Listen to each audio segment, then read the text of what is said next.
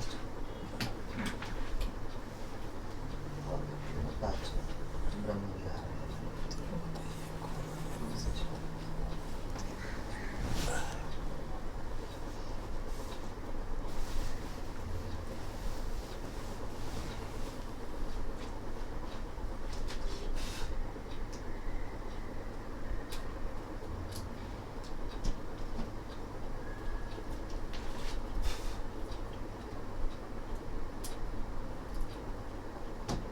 Tubelight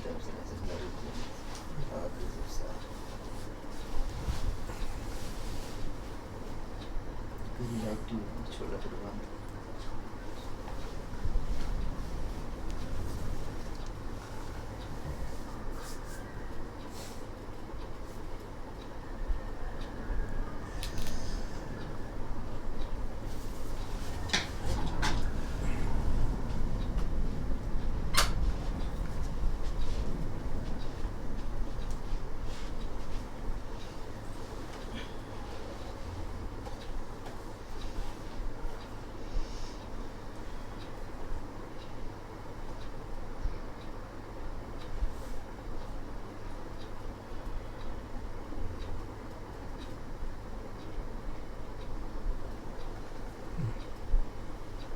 Evening chanting, page 14, Hindi book.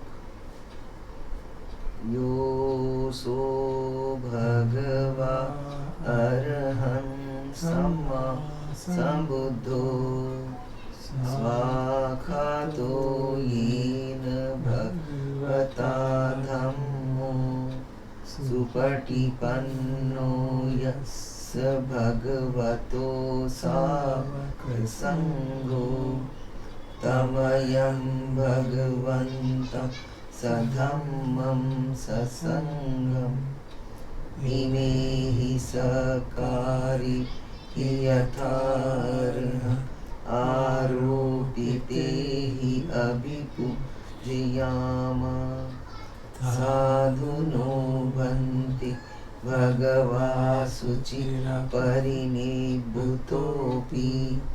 पश्चिमा जनतानुकम्पमानसा इमे सकारि दुर्गतपणाकारभूते पटिगृह्णातु अम्हाकं विरतं हिता सुखाय अरहं सम्मा भगवा बुद्धं भगवन्तम् अभिवादि स्वागतो भगवता धम्मो धम्मं नमस्सामि सुपटिपन्नो भगवतो सावक संगो संगं नमामि हन्मयं बुद्धस्य भगवतो पुब्बभाग नमकारं करोमसि नमो तस्स भगवतो अरहतो सम्बुद्धस्स नमो तस्स भगवतो अरहतो सम्बुद्धस्स नमो तस्स भगवतो अरहतो सम्बुद्धस्स हन्मयं बुद्धानुसतिनयं करोमसि तं कोपन भगवन्तम् एवं कल्याणो इति सद्दो अभुद्गतो इति पिसो भगवा अरहं सम्मा सम्बुद्धो विद्याचरण संपन्नो सुगतो लोकविदु अनुत्तरो पुरुषदम्म रथि सत्ता देव मनुष्य बुद्धो भगवाति हन्मयं बुद्धाभिगीतिं करोमसि बुद्धवारहन्त वरता विगुणाभियुतो शुद्धाभियान करुणा इसमागततो बोधेसियो सुजनतं कमलं वसुरो वन्दामहं तमरणं शिरसा जिनेन्दं बुद्धो यो सब्बपाणिनं शरणं खेममुत्तमं पठमानुसतिष्ठानं वन्दामि तं शिरेण बोधासस्मि दासीव बुद्धो मे सामिकिस्सरो बोधासहं नियादेमि शरीरं जीवितं चिदं वन्दन्तीहं चरिष्यामि बुद्धस्यैव सुबोधितं नास्ति मे शरणम् अन्यत् बुद्धो मे शरणं वरम् एतेन सज्जवज्जेन वड्डेयं शासने बुद्धं मे वन्दमानाय यं पुण्यं पशुतं इद सभेऽपि अन्तराय मे मायेषु तस्य तेजसा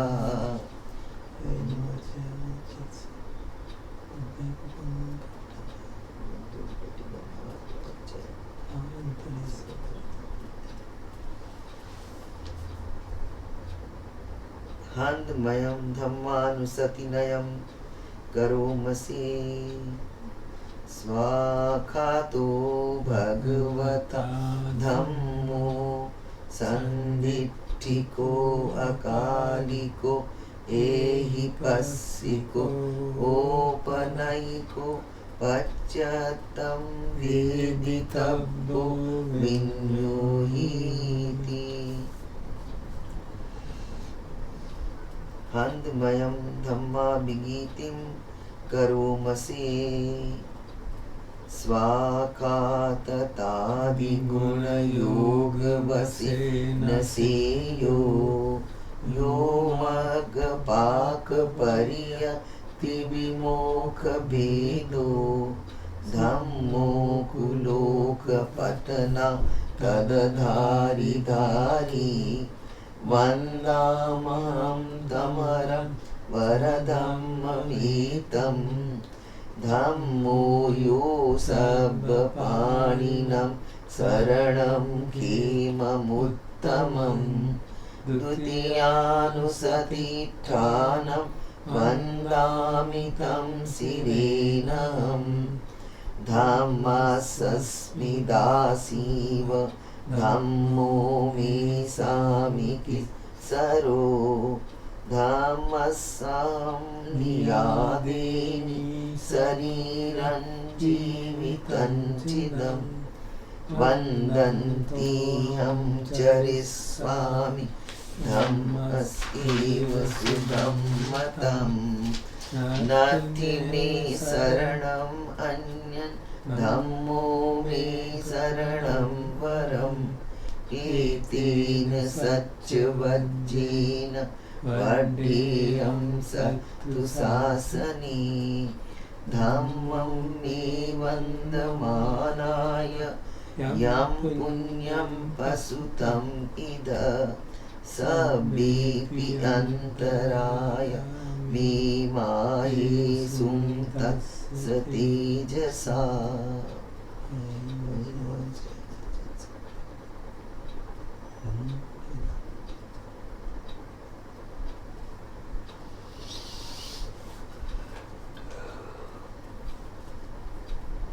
हान्दमयं संगानुसतिनयं करोमसे सुपटिपन्नो भगवतो सावक संघो उजुपटिपन्नो भगवतो सावक संघो न्यायपटिपन्नो भगवतो सावक संघो सामीचिपटिपन्नो भगवतो सावक संघो यदिदं चत्तारि पुरुषयुगा अट्ठ पुरुष पुग्गला एष भगवतो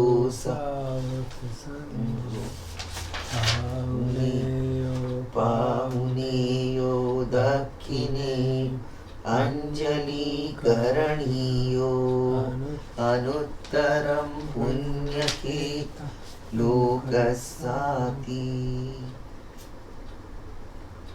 हन्दमयं संगाभिगीतिं करोमसे सधम्मजो सुपटिपतिगुणायुतो यो अट्टविधो हरियपुगलसङ्गसेठो शीलादिधम्मपवर सयकाय चेत्तो वन्दामहं तमरिया गणं सुशुद्धं संघो यो सब्बपाणिनं शरणं खेममुत्तमं ततीयानुसतिष्ठानं वन्दामि तं सिरेनं संघासस्मिदासीवा संघो मे सामि किस्सरो संघासहं नियादेमि शरीरं जीवितं चिदं वन्दन्तीहं चरिष्यामि संघस्सोपटिपन्नतं नास्ति मे शरणम् अन्य संघो मे शरणं वरम् एतेन सत्यवज्रेण वड्डेयं सतु शासने संगं मे वन्दमानाय यं पुण्यं पशुतम् इद सब्बेऽपि अन्तरायामि माहेषुं तस्य तेजसा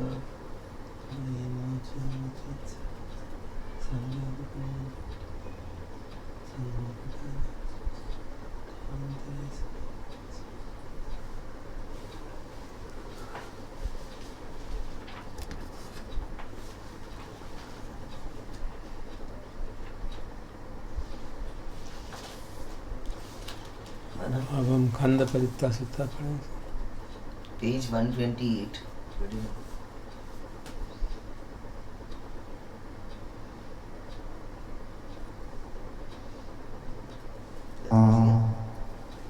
විරූපක්ඛේහි මේ මෙත්තං මෙත්තං ඒරාපතේහි මේ චබ්බ්‍යා පුත්තේහි මේ මෙත්තං මෙත්තං කන්හා ගෝතම කේහිච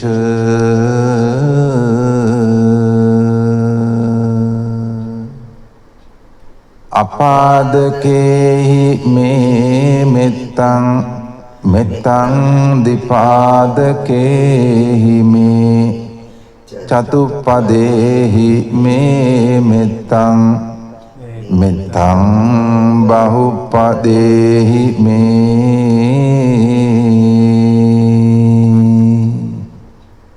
මාමං අපාදකෝ හිංසි මං හිංසි දිපාදකෝ මං චතුප්පදෝ හිංසි මං හිංසි බහුපදෝ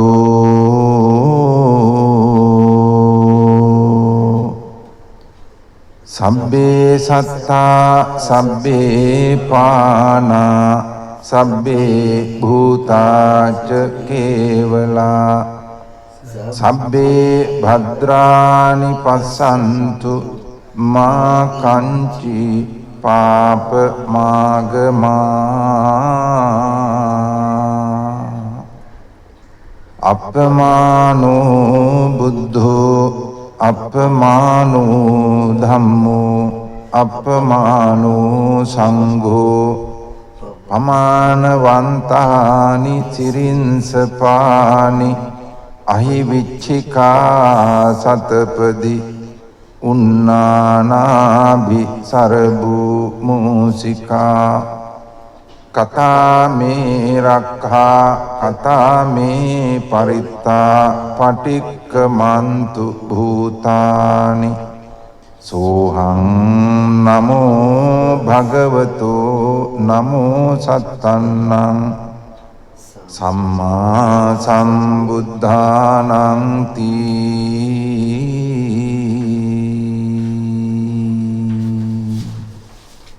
ඒතේන සච්ච වජ්ජේන සොත්ථිතේ හෝතු සම්බදා ඒතේන සච්ච වජ්ජේන සොත්ථි මේ හෝතු සම්බදා ඒතේන සච්ච වජ්ජේන සොත්ථිතේ හෝතු සම්බදා.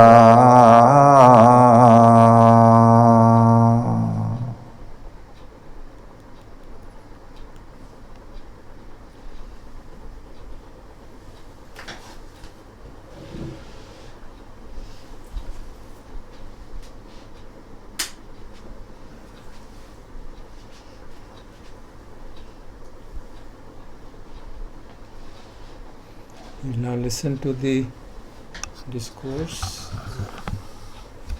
by Miss Carol Wilson on Anatta, Part 2. It's titled Personality View.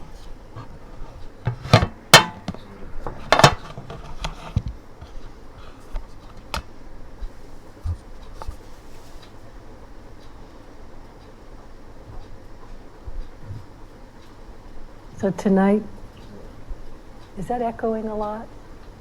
No? Only to me, I guess. It's okay for you guys. I'm like in a vibratory tunnel here. A little bit for you. All right. I have to get over it. So tonight I want to talk about Sakaya Ditthi, which is another aspect of anatta, which means really, usually translated as identity view or personality view. And I don't know if you remember from last week, it's not a test, but where I quoted the scripture, the sutta that Ajahn Buddhadasa quoted about all that one needs to know is having heard that nothing is worth clinging to, one directly knows everything. Having heard this, one fully understands everything. And then Bhikkhu Bodhi's note means he does not cling once he fully understands everything. He does not cling either by way of craving and of views. So last week I talked mostly about the clinging, the craving creates sense of self. Tonight I want to focus a little more on views. Of course, at the bottom of views is craving and clinging. That should go without saying, but I'll say it. But I want to talk more in terms of how the views come to be and how we get lost in views, particularly Sakaya Ditthi, personality view. I like the way that Sayadaw Ulakana defined this one time. He defined Sakaya as the stream of Nama-rupa. Nama-rupa being mind and form, name and form, basically the five aggregates that, in the way the Buddha describes a human being, make up our experience. The aggregates of form, and then the mental aggregates of Vedana, feeling tone, perception, Sankhara, which is all the different mental formations, including intention, and consciousness. So he said Sakaya is just this stream of ever-changing Nama-rupa, the six sense objects, really, and the consciousness of them. And identity view happens when any aspect in any moment of this stream of Nama-rupa is clung to or identified with as being me or mine. As you can imagine, this happens all the time. It's a mistaken view of this compound, ever-shifting process of Nama-rupa, of name and form, mistaken view of it as self, as me or mine. So what do we mean by view? How does a view form? So we pick up, or there's just a stream, for example, of seeing, hearing, smelling, tasting, touching, mental experience, awareness of it, consciousness of it. That's just going on and on and on and on. And when any particular one of that is kind of clung to through grasping, much as I said last week, any of that nama rupa, in that moment it's like we pick it up, carry it with us. There's a perception of what it is. We think about it. We, get it more complicated. We complicate. We remember. We associate. And all of these are mental formations that turn into, the thoughts turn into a view, a description, giving meaning to something. And then we take that description, that view, as being true. Cling to it. And this, can be very simple, happening all the time in any aspect of our mental, physical experience. So, like today, I've had the thing going on with my shoulder, so I went to the physical therapist, and she's doing her thing, fine, it's very nice. Came home, and then this other shoulder started hurting. And I could just, in that moment, I could see my mind going, no, we so much don't want this to be happening. And it really went there, and then I could see, I didn't actually go there too much, but that was the form, the physical experience, unpleasant physical experience. And then the thought, no, this can't be happening. It's supposed to be getting better, not going to the other shoulder. And then the thoughts and the memories that make up this whole Sakaya Ditti, sense of self, personality, I could see them starting, it's always something.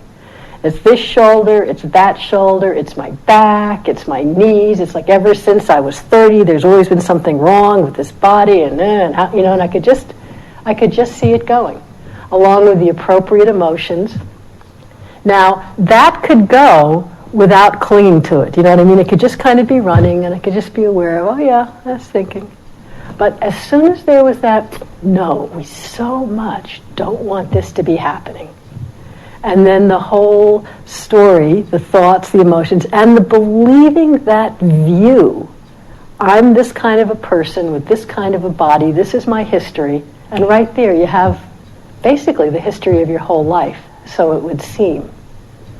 The thing with views, though, and this we really need to notice, is how limited they are. Because, of course, that's not a true and accurate reflection of my whole life. It feels like it. It seems like it in the moment. And in terms of Sakaya Ditti, personality view, the point is really, it really felt like me. One solid me going back to, whenever, the time I was born, having to deal with this particular situation. So, obviously that's not rocket science. That happens all the time. I'm going to give you another definition. The way Ajahn Sumedho talks about Sakaya Ditti. He talks about it a couple of ways, and I like the way he talks about it informally a lot. He says you can both experience it in a subtle way or a gross way.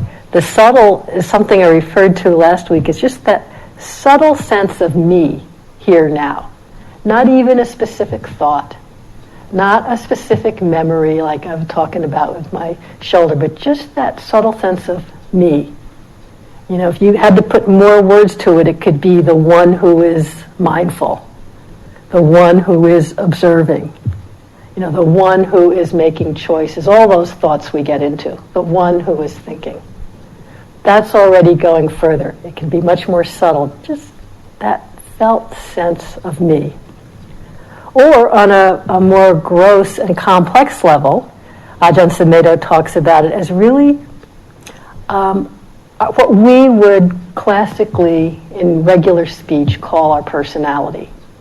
Our ideas about our behavior patterns, our memories, our cultural identifications, who we think of ourselves in terms of nationality, gender, race, family history, all that kind of stuff. Our moods, our particular personal history, like, I'm a person with limited energy, I'm tired, I can't do any more than this. That kind of stuff comes up all the time, doesn't it? And all the innumerable conditions that are constantly changing, but we don't often notice how much they're changing.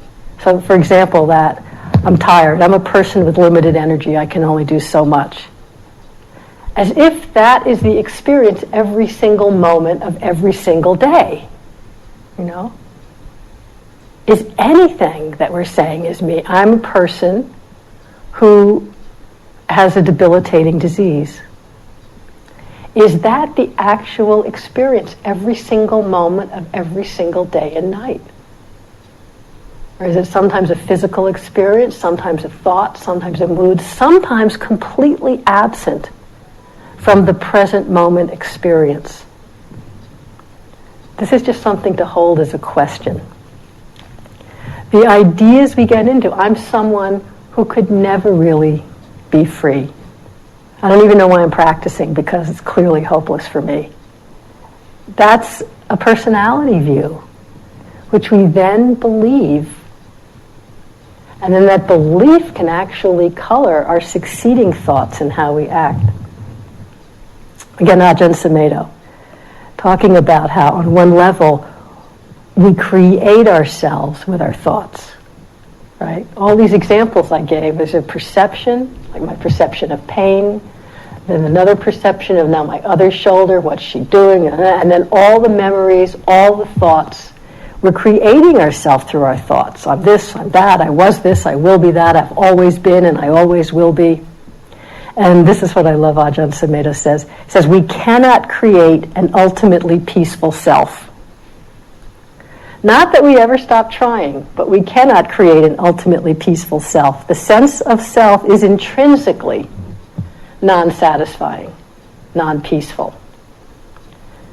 I think that's just an interesting idea to contemplate and see if we can really look at it that way rather than, well, this particular self is unsatisfying and not peaceful, but if I could rearrange it and get it right, then. And how much of one's meditation at times really, when I come down to it, is about getting myself to be a better self, so things are more okay. But this sense of, telling ourselves stories, making it up as we go along, creating an intrinsically unpeaceful, unsatisfying self, is based literally on inaccurate perception, which leads to wrong view. Sakkaya Ditthi is one aspect of wrong view. I love that translation of Ditthi as view. The Eightfold Path, the first step of the Eightfold Path is wise view, right view. Because to me, it's kind of a literal translation. We're seeing accurately or we're perceiving inaccurately. Sakkaya Ditthi, wrong view, is based on inaccurate perceptions and interpretation of our experience. Nisargadatta Maharaj. Discovery cannot come as long as you cling to the familiar. As long as you have all sorts of ideas about yourself, you know yourself through the mist of these ideas. To know yourself as you are, you must give up all ideas. You cannot imagine the taste of pure water. You can only discover it by abandoning all flavorings.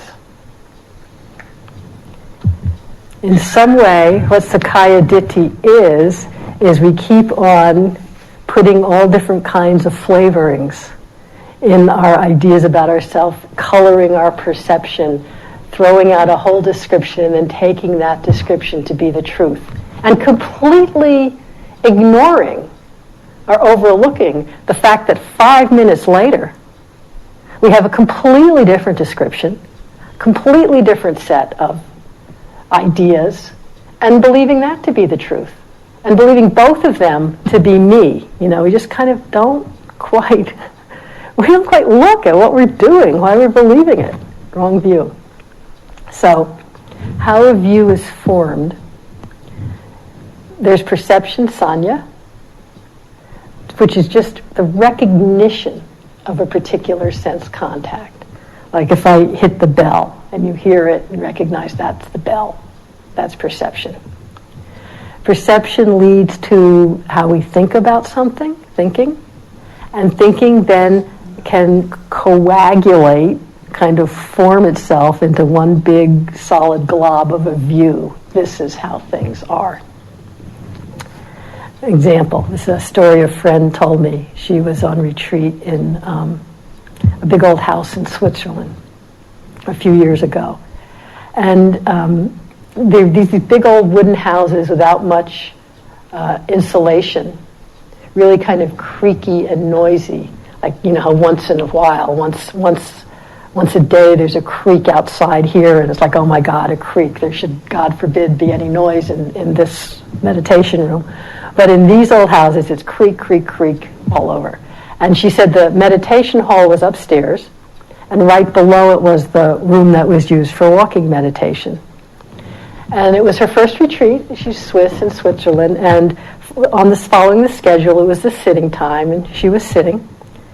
And getting into the middle of the sitting, starting to feel, oh, I'm really getting with the breath now, I'm really getting quiet, starting to get nice.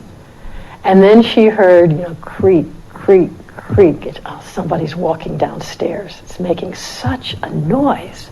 And it was just, it kept going. And she said, how can they do that? It's not the walking period, it's the sitting period. We all agree to follow the regulations here, and she wouldn't mind if I said this, but she's Swiss. You definitely follow timetables. You do it as you're supposed to do it.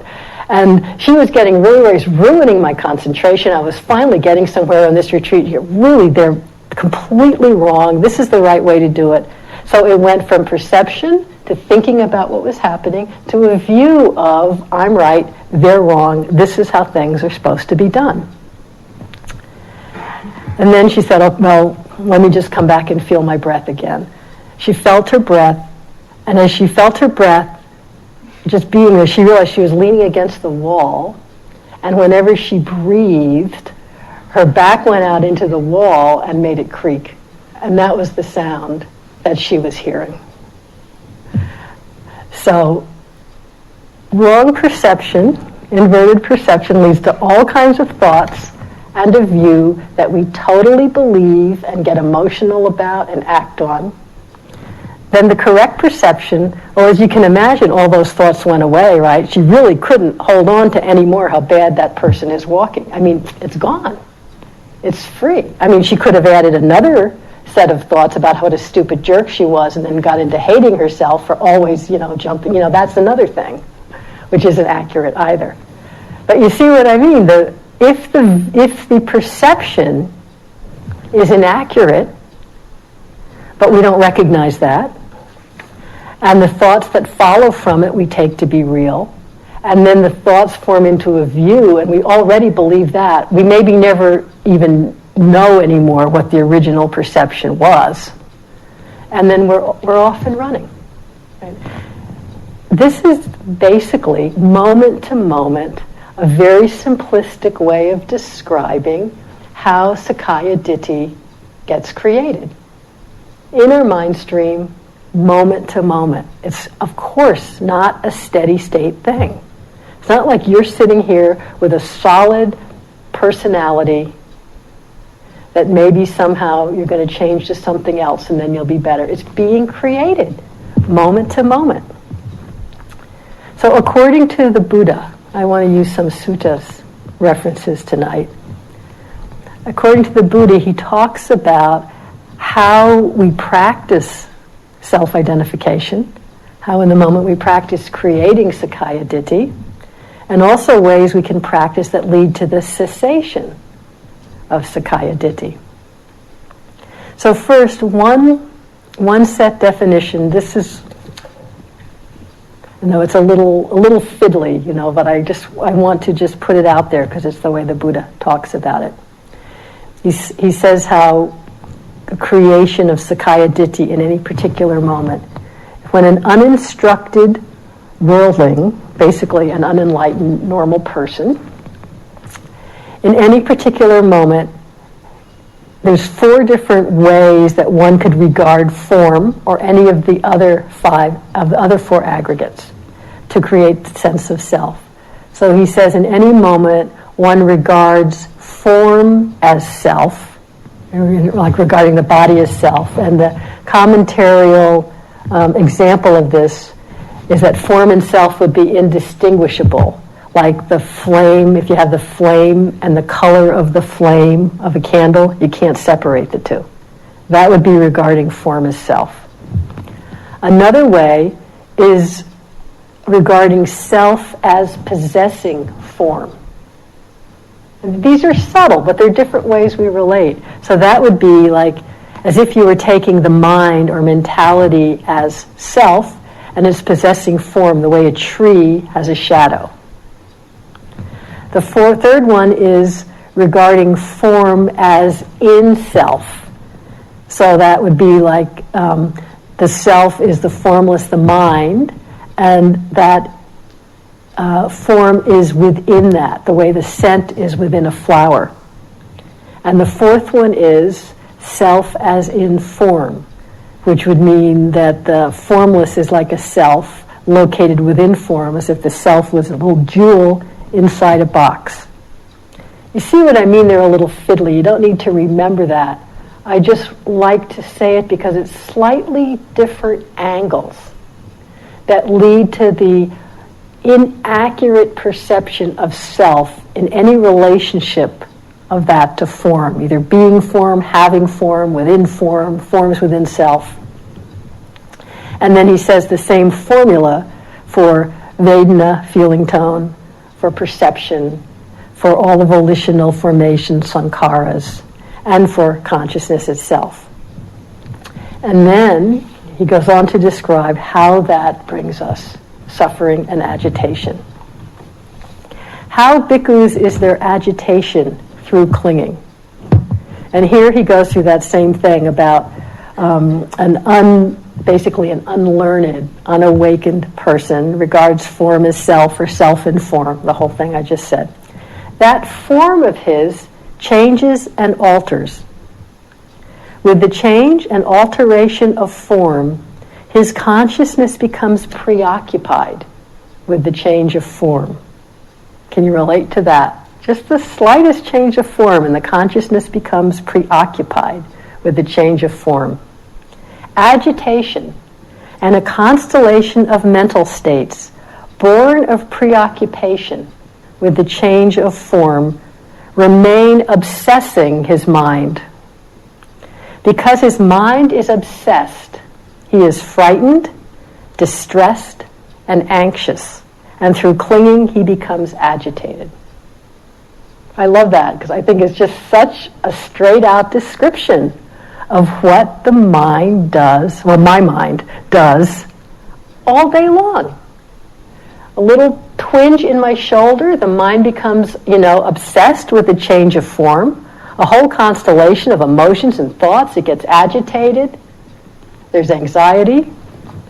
And then, it stops hurting, the mind forgets all about it and goes on to something else. And starts the same process all over again, And it might not be about form, it might be about a thought. Oh, I'm feeling so agitated, and before I was so calm, and how did this restlessness get into my practice? You see, it's just the same thing.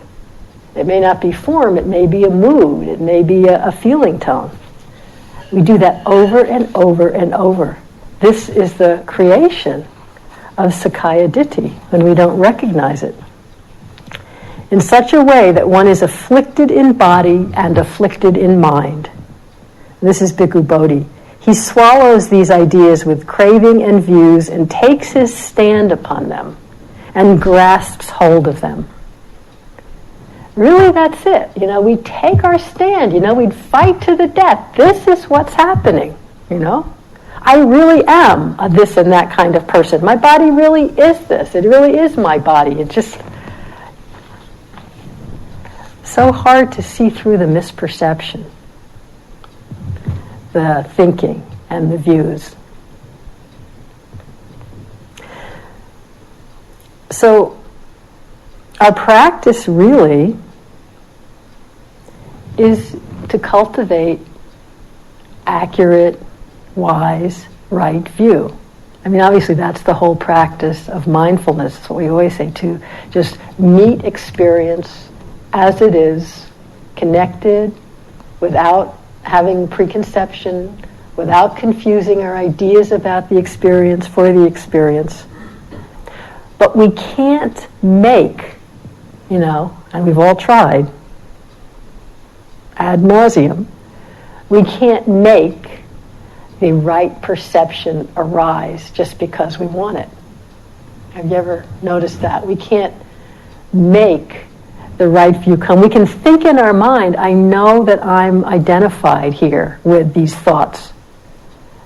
But that doesn't really do a lot of good, does it? I mean, it doesn't really let go of the clinging, because the clinging's there because we're not really recognizing accurately.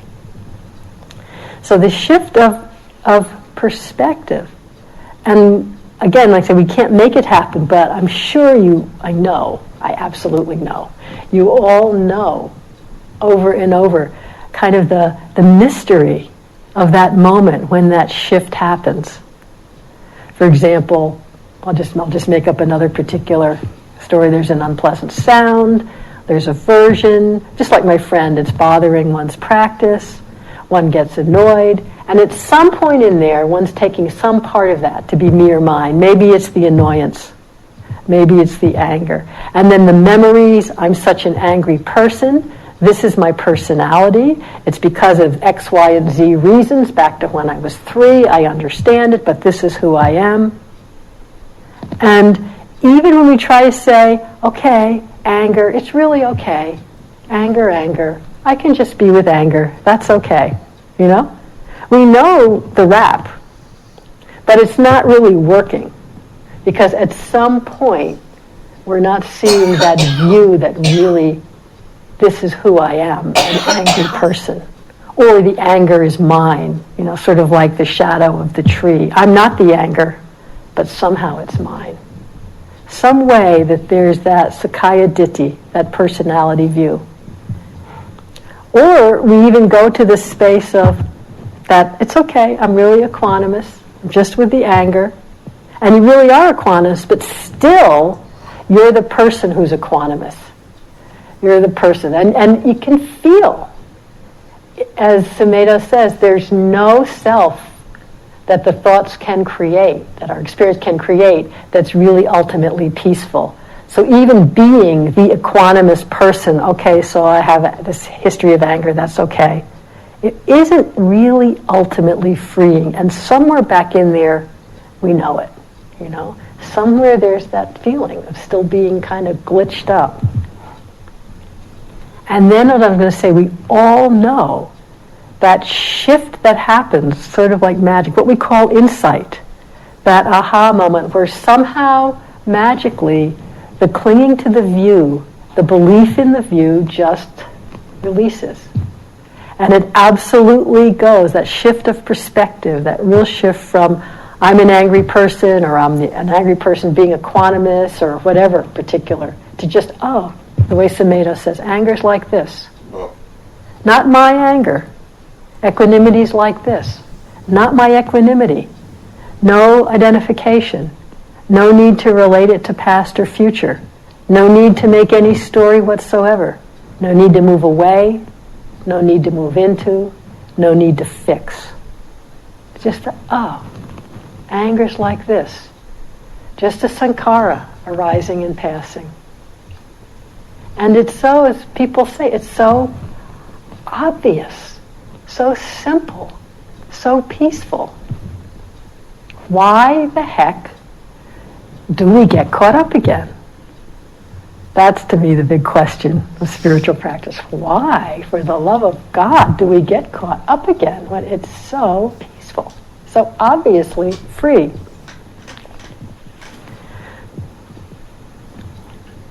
It's kind of a shift from being the personality to being the knowing.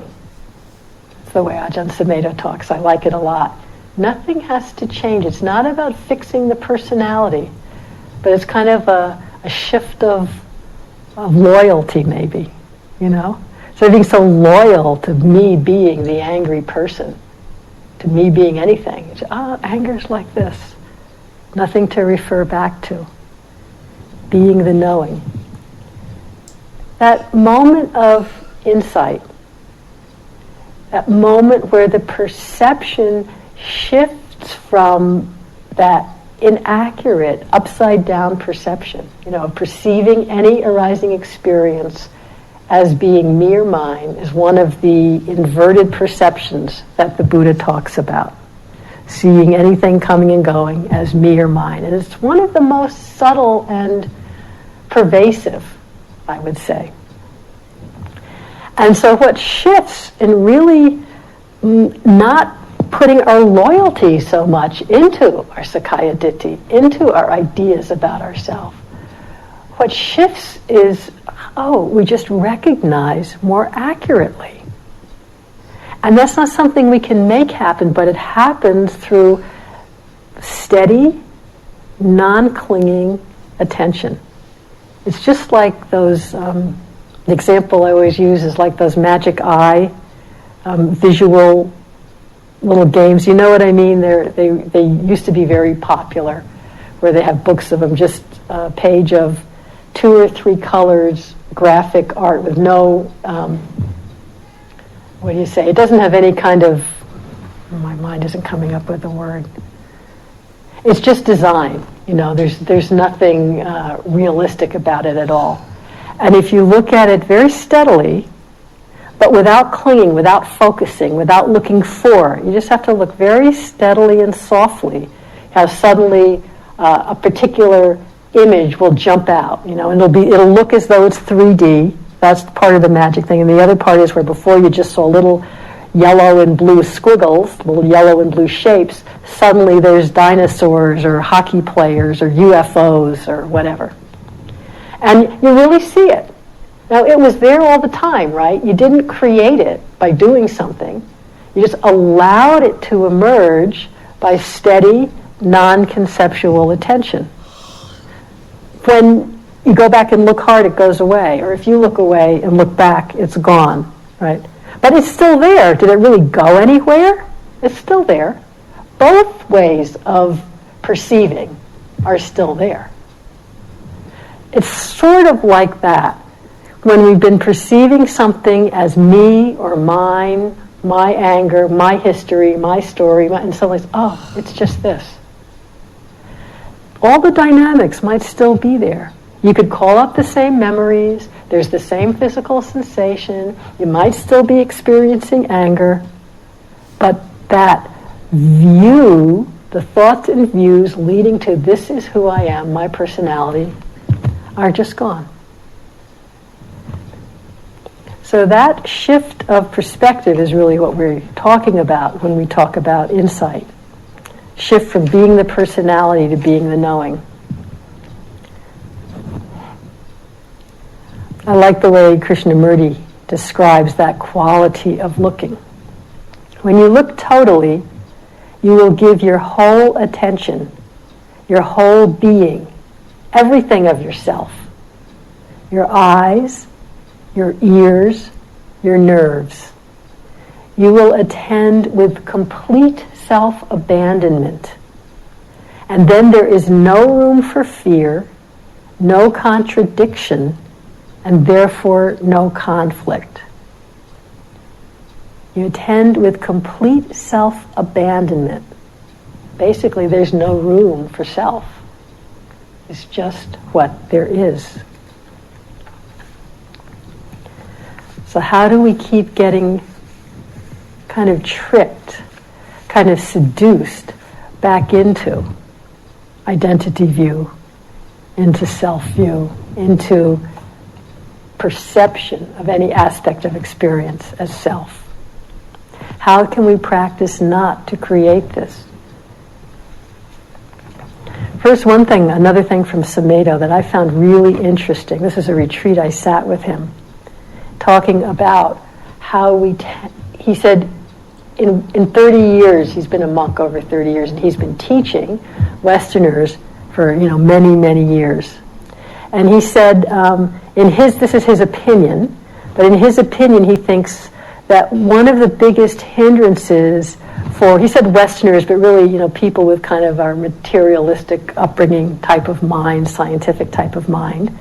He sees self-doubt as our biggest hindrance, self-doubt in terms of trusting our insights into awareness, in terms of trusting the real liberating power of awareness.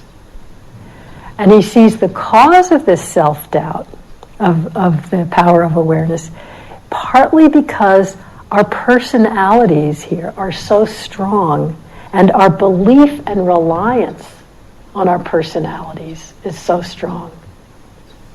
Even as much as we may not like our particular personalities, as in a way it's like our refuge. It's the thing we absolutely believe. The personality, he says, is so often our reference point for who we are, for what things mean, and I would say ditto for our thoughts, which are what's creating our personality. And so we get caught back into our personality, believing it, reacting to it, trying to fix it, relating to it over and over and over. There's a story that just came to my mind that Steve Armstrong tells, and I've seen it too when I was in Burma. You put your shoes out, your shoes out when you go into the meditation hall. And he said he came out once and he had a really very nice pair of sandals, of slippers, which would stand out with all the kind of old rubbery, corroded flip-flops. And he came out, and a monk, I guess a Burmese guy, just as Steve came out of the hall, this guy was putting on Steve's slippers, about to walk away. And Steve just kind of said, "Oh, what?" And the guy just said, "Oh, well, left him and went away." He wasn't upset about it at all. Now, for well, maybe not for you guys. For me, first of all, if I was doing something like that, I would be incredibly furtive about it, trying to hide, check it out, make sure. And if I got caught, where my personality would go with that, it'd be all about me and how I felt, and, either way. And for this guy, just, oh, well, I guess I won't take him and go away, and no problem. The personality and who I am wasn't like the center of the world. And I don't know about you guys, but in here, this personality is a lot of times the center of the world. And it's a pretty limited, up and cockamamie world, I'll tell you. Why do we choose to make our personality the center of the world? I don't know.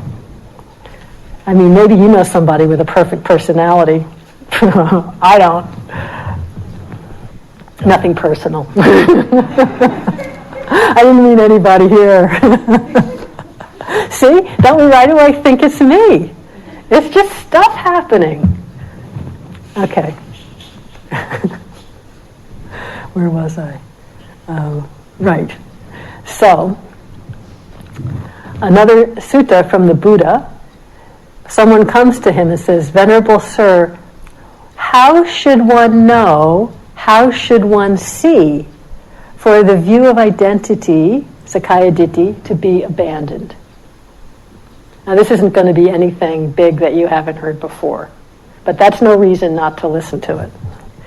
So he says, "Bhikkhu, when one knows and sees the I as impermanent, identity view is abandoned."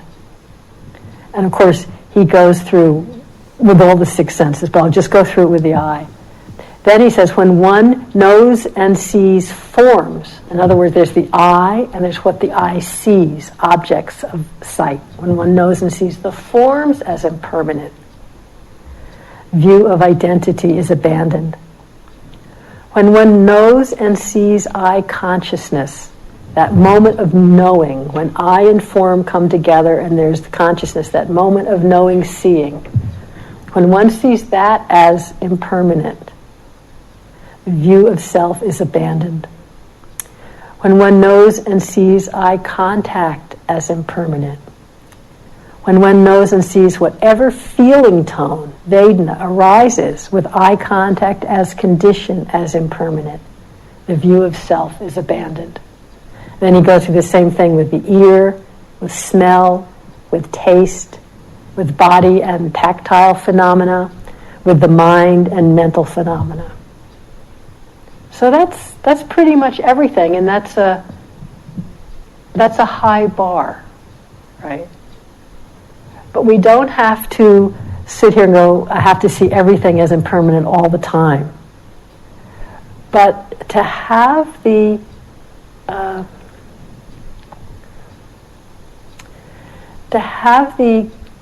contemplation, the idea, kind of in the back of our mind of the power of the perception of anicca, of impermanence. He's basically saying here that when one perceives these aspects of our experience, seeing, eye contact, the feeling tone, the form, the eye itself as impermanent, when that perception of impermanence is accurately perceived, the view of self, or in that moment the sense of self, the personality view, is basically not created in that moment. You could say it's abandoned, but it's really more that it's not created. So this is, again, this inverted perception that the Buddha talks of so much, where we have such a deep habit to perceive what is impermanent, what is constantly changing, to perceive it as permanent. To perceive what is not self as self.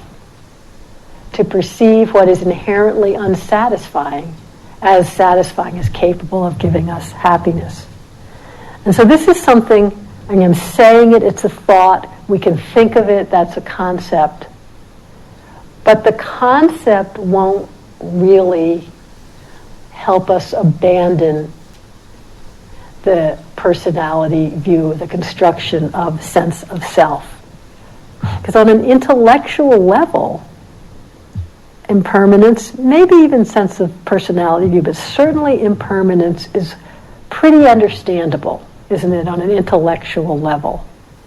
Not too many people would really argue that, eye contact is permanent, or even that my eye is permanent, because we can all at least give lip service to the idea that however solid I seem, I know at one point I was born and at another point I'll die. However solid this experience of anger and this personality view seems, even though I know that I go through different moods through the day, I even know that. But what we're actually perceiving in the moment may not at all jibe with this idea, well, I know it's impermanent. We can say that.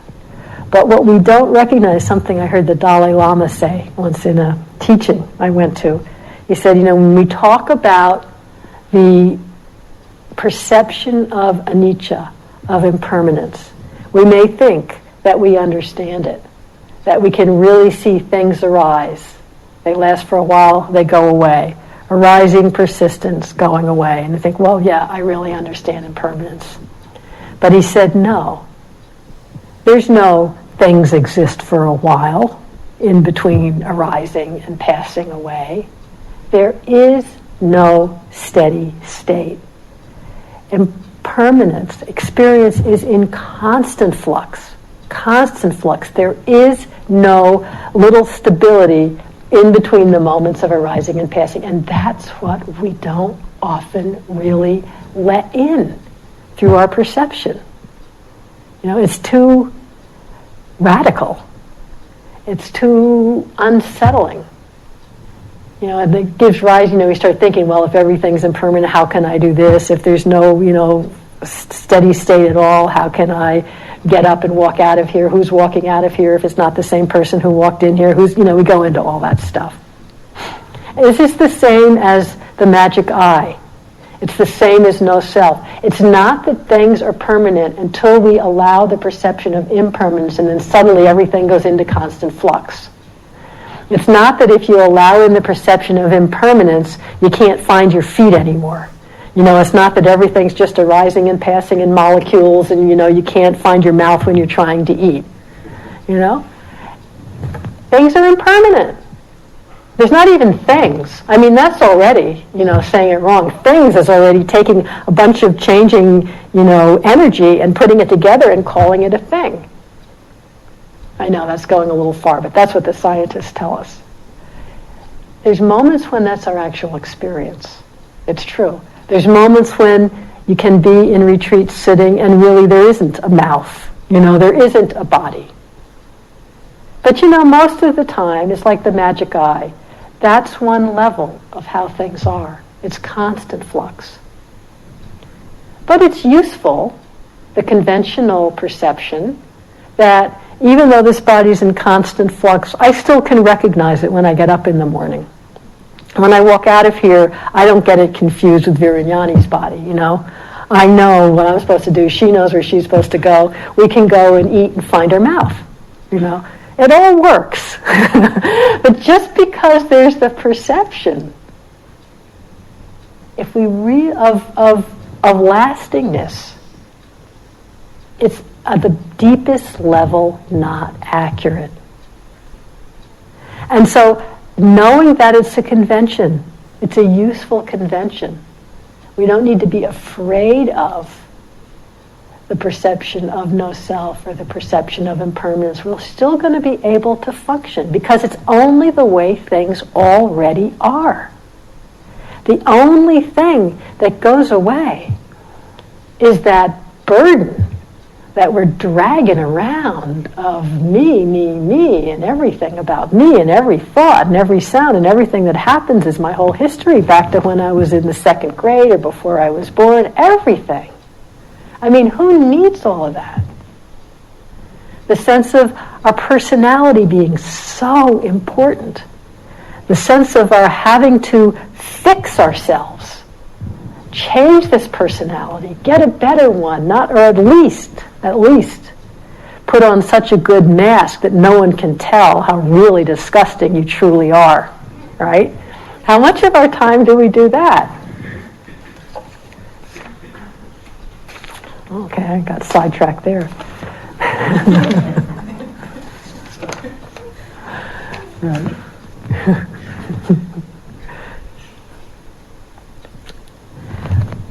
In the perception of impermanence, on this level that the Buddha is speaking of, and it doesn't have to be on that level all the time.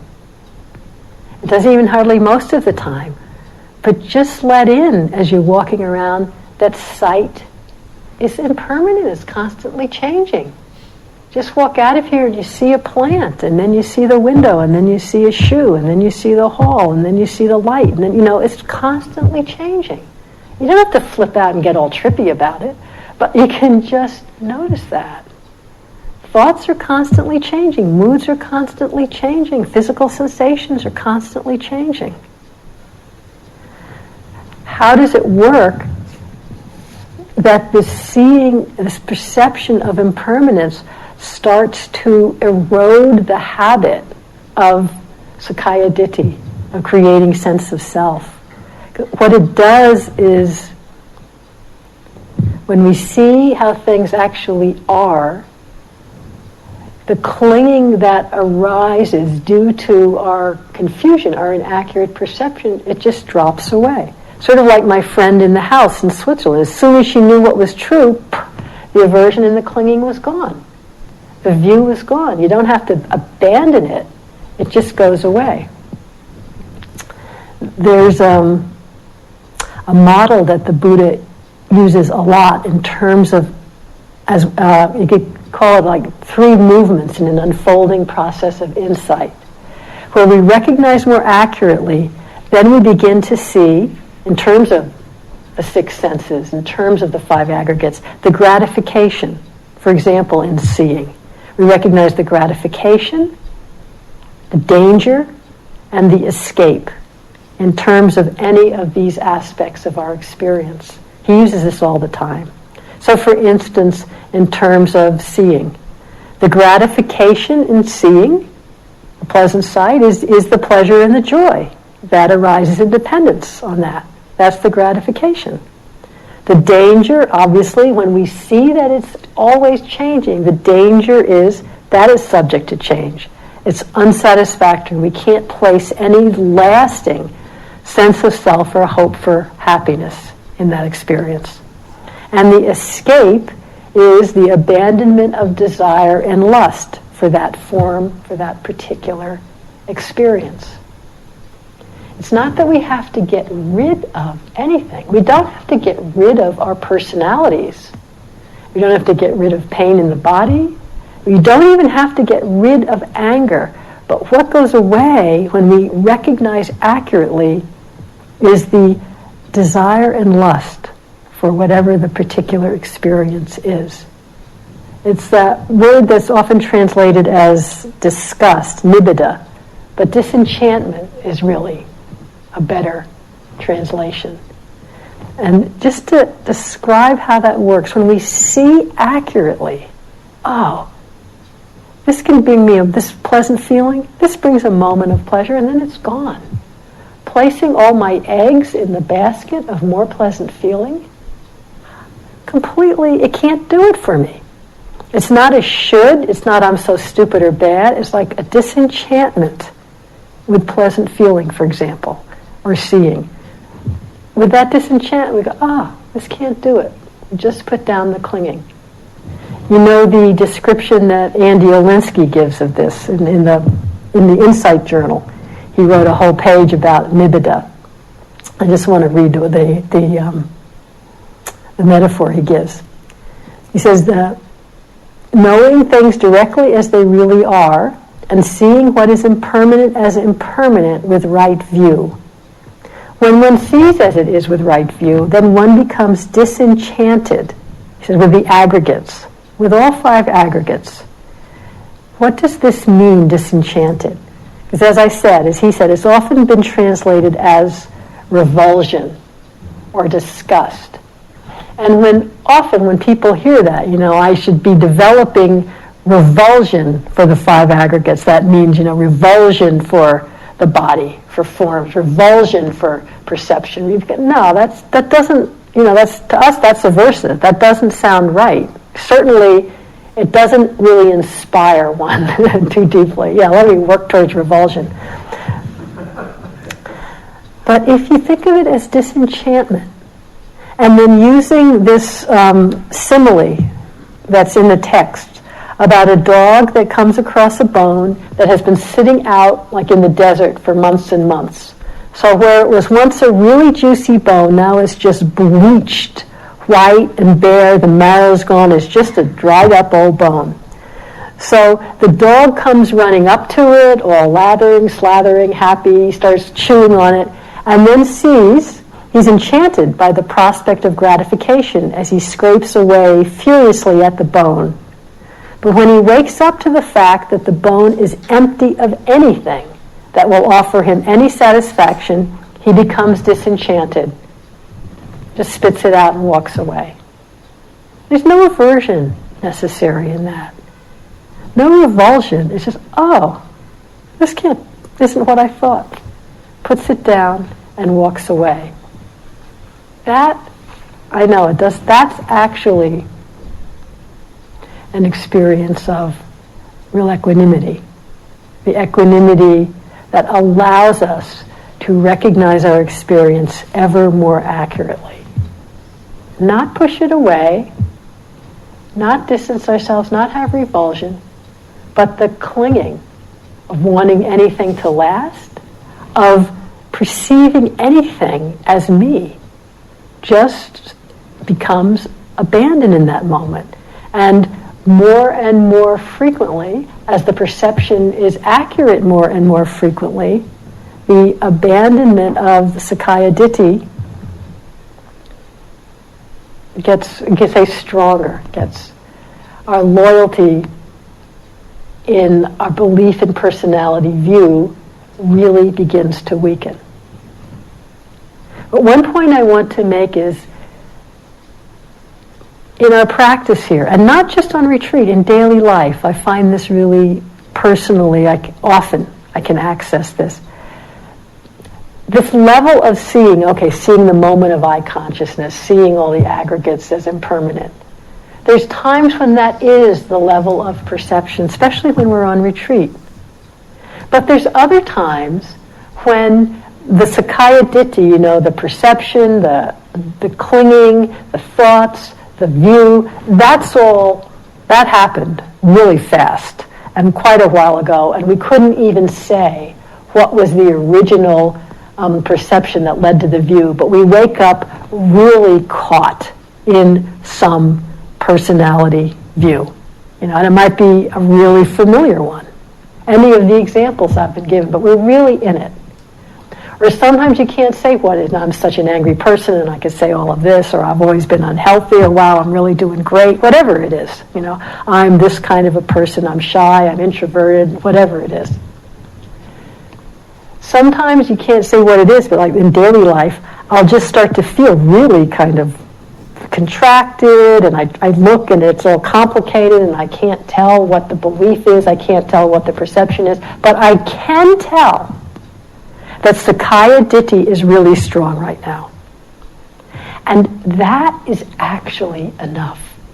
In that moment, rather than, there's eye consciousness and there's clinging and there's identification and this all, I can't get there. I can't even say, is this anger, is this fear, is this back to my childhood? All I can say is, wow, Sakkaya Ditthi feels like this. In that way that Sumedho uses, and it actually is very powerful. Instead of getting in there, fighting it out, oh no, here I am being so, and I want to be compassionate, I better start doing the Chenrezi mantra, I better do this, I better sit more, I better, how somebody's going to find, wait a minute, Sakkaya Ditthi is like this. It's not magic. I wouldn't say it's magic, but sometimes it's so powerful because just in that moment, you don't have to figure it all out. You just shifted loyalties right then from total belief in Sakkaya Ditthi to, feels like this. Just that movement into awareness receiving Sakkaya Ditthi. Just another complicated, messed up sankhara that's arising in this moment, and it's going to pass away if I don't keep feeding it fuel. That you don't need to be incredibly concentrated, and you don't need to be incredibly quiet and peaceful to do that. It's just to have that willingness to recognize, Sakkaya Ditthi. Just to have the sense that's something that arises and passes. It's not who I am. Are we, like I said the other night, are we willing to be without self-referencing? Are we willing not to be our personality? Are we willing just to be with what is without having our personality be the center of the show? Are we willing not to be the center of the show?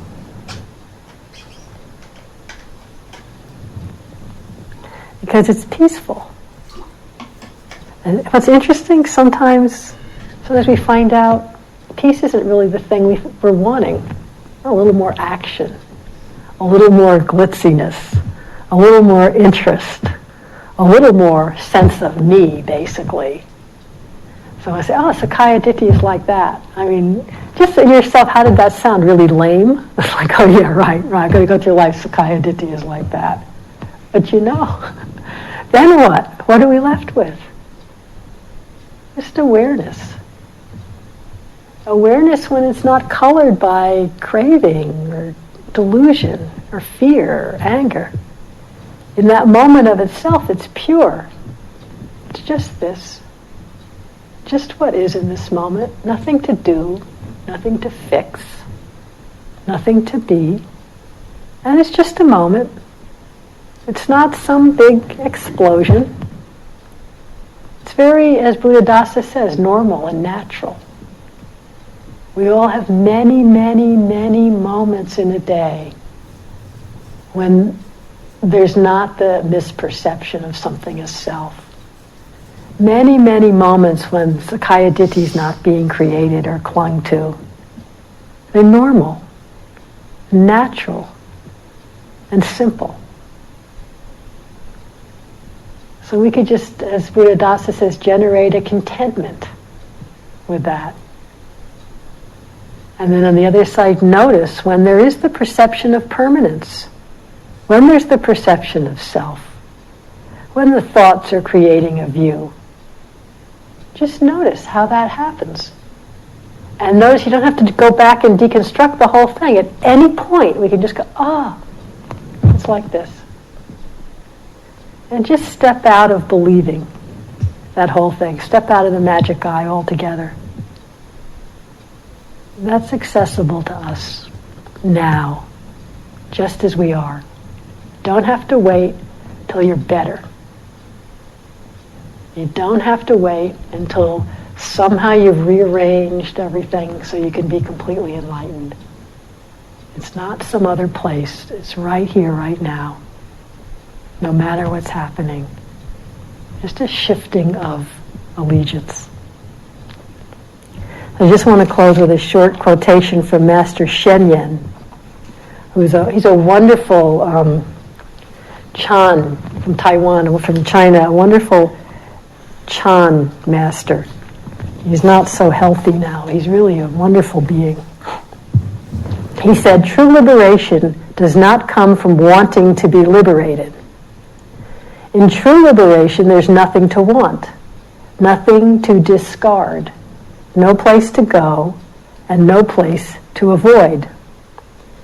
It means not being moved by the environment, not having likes or dislikes. True liberation does not come from wanting to be liberated. So let's just sit quietly for a moment.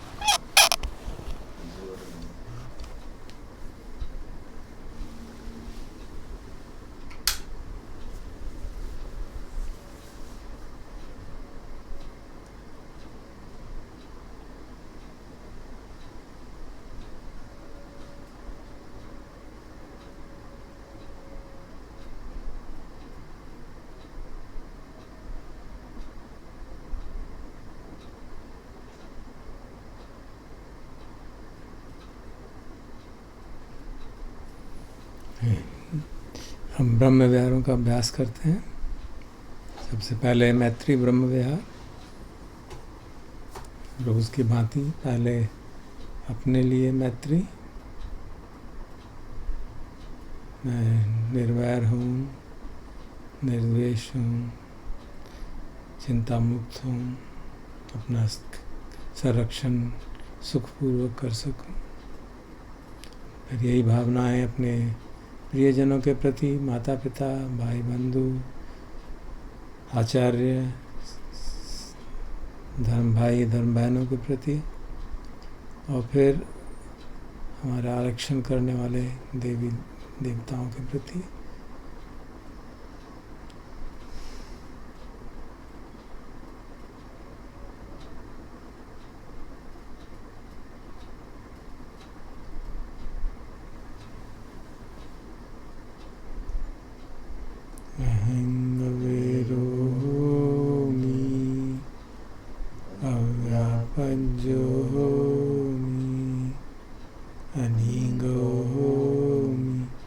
सुखी अत्तानं परिहरामि मम माता पितु आचार्या च ज्ञातिमित्ता च सब्रह्मचारिणो च अवैराहोन्तु अव्यापञ्जाहोन्तु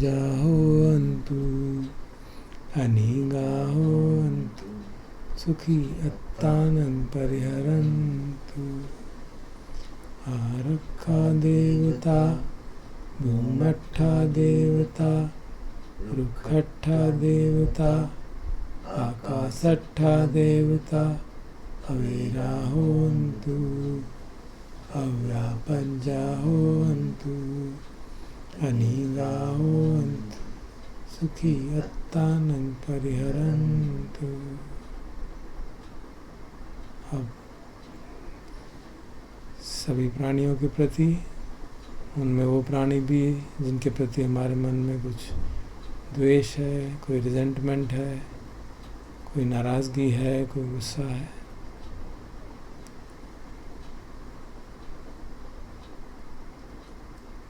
वे सभी द्वेष से मुक्त हों, दुर्भावना से मुक्त हों, चिंता से मुक्त हों। और समस्त प्राणी चाहे सूक्ष्म हो, स्थूल हो, किसी भी दिशा में हो, धरती पे चलने वाले हों, जल में चलने वाले हों, आकाश में चलने वाले हों, देवता हों, मनुष्य हों, आर्य हों, अनार्य हों, पुरुष हों, स्त्री हों, और चाहे मेरे लोक के प्राणी क्यों ना हो, सबके लिए मंगल कामना।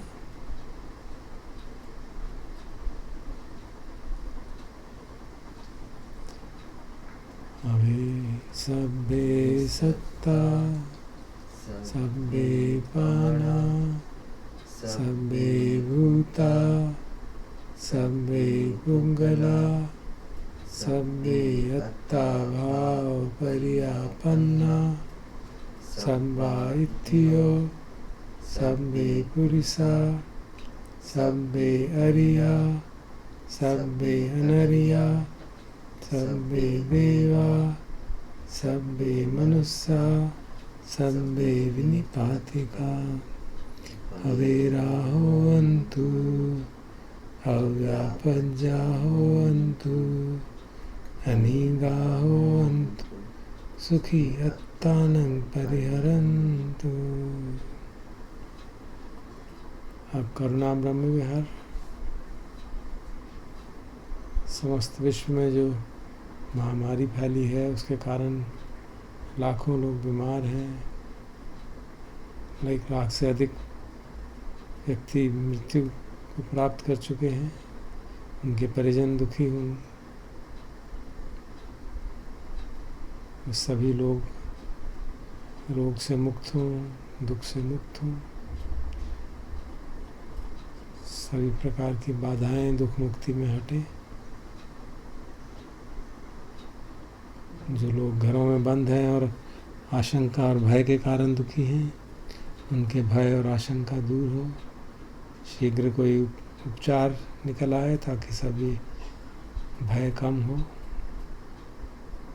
सभी निरोग हों, स्वस्थ हों, ऐसी शुभकामना करते हैं।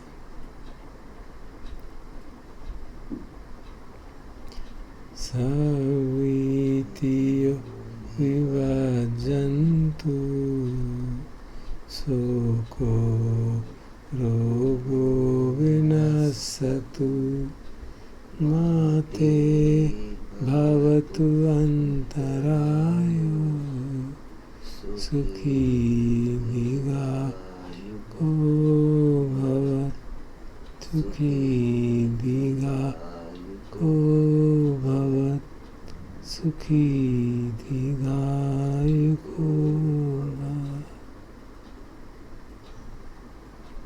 अब कृतज्ञता ज्ञापन सभी लोगों के प्रति जो इस कठिन परिस्थिति में भी बीमारों के उपचार में, उनकी सेवा में लगे हैं, जो नाना प्रकार की दिक्कतें सहन कर रहे हैं। ये सभी लोग जो हम सब के लोगों के लिए जो घरों में बंद हैं, उनके लिए आवश्यक सेवाएं, आवश्यक वस्तुएं मुहैया कराने में मदद कर रहे हैं, उन सब के प्रति आभार, कृतज्ञता। सभी सुखी हों, सभी कष्ट से बचे रहें, स्वस्थ रहें, सुरक्षित रहें। और जो लोग अज्ञानवश उनको परेशान कर रहे हैं, उनके अंदर भी द्वेष कम हो, वैर कम हो, समझ जागे।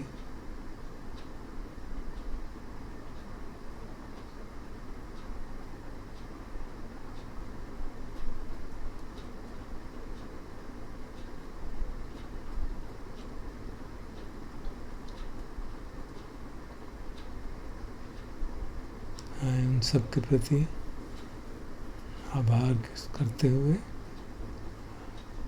अपने पुण्य उनके साथ साझा करें।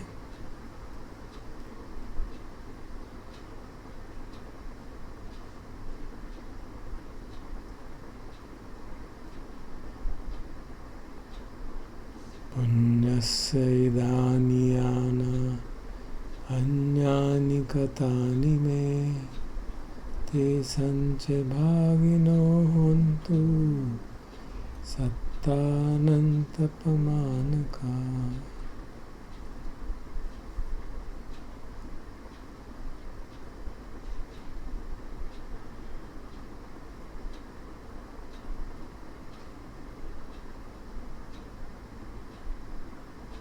ब्रह्मविद्या ब्रह्म विहार, जो लोग परिस्थिति के कारण प्रसन्न हैं, हम उन सबकी प्रसन्नता में शामिल होते हैं। जो लोग बीमारी से उभर गए हैं, स्वस्थ हो गए हैं, स्वास्थ्य लाभ कर रहे हैं, उनकी प्रसन्नता बनी रहे, उनकी निरोगता बनी रहे। जो भी सुख संपत्ति अर्जित की है उस सुरक्षित रहे, ऐसी शुभकामनाएं।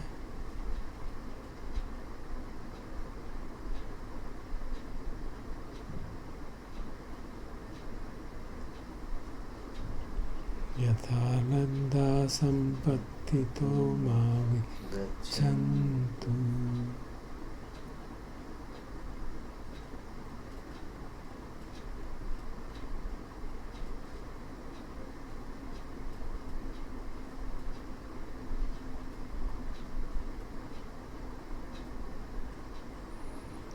अपेक्षा ब्रह्म विहार हम सबकी समता बनी रहे।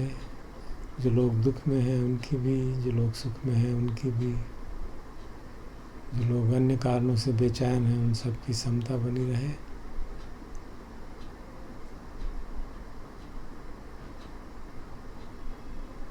कई बार दुख के भासमान कारण को देख के मन में क्षोभ जागता है, क्रोध जागता है। उसके लिए भगवान का आदेश है कि हम बार बार ये याद करें कि सब कुछ जो भी हमारी परिस्थिति आती है हमारे ही कर्मों का कारण है। दूसरे लोग तो केवल माध्यम बन जाते हैं।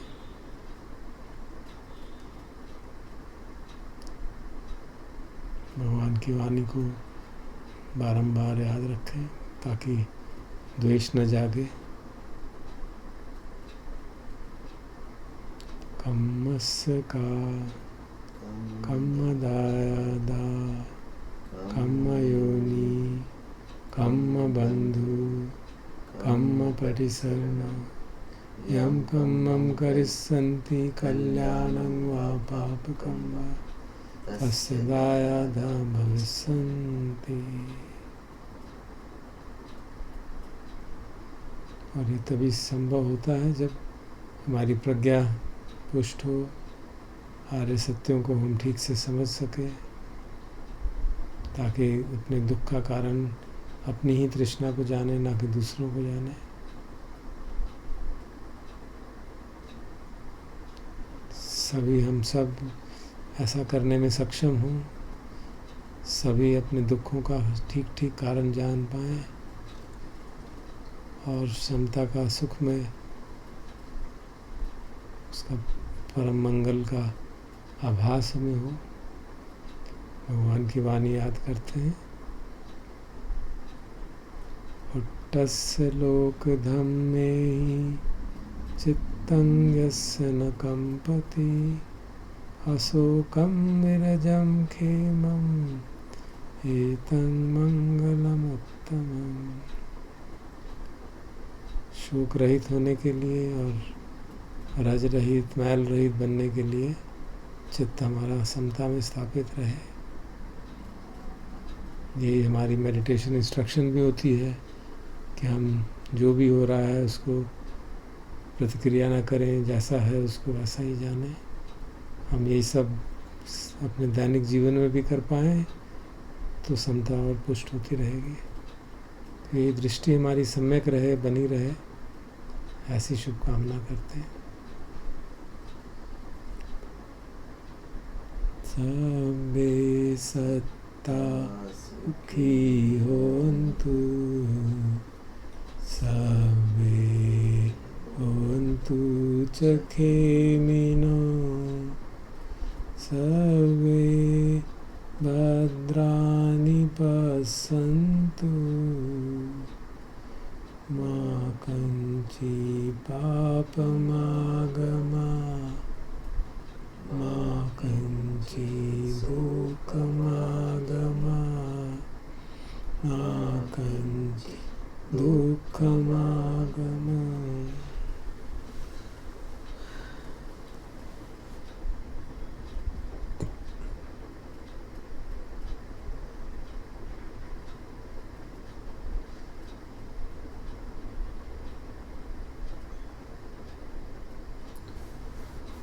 भवतु सर्वमङ्गलं, रक्षन्तु सर्वदेवता, सर्वबुद्धानुभावेन, सदा सुखी भवन्तु ते। भवतु सर्वमङ्गलं, रक्षन्तु सर्वदेवता, सर्वधर्मानुभावेन, सदा सुखी भवन्तु मे।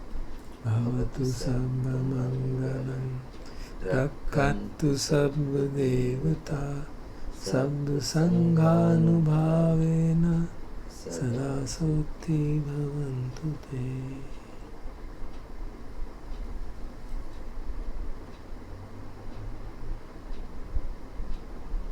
अरहं सम्मा सम्बुद्धो भगवा, बुद्धं भगवन्तं अभिवादेमि।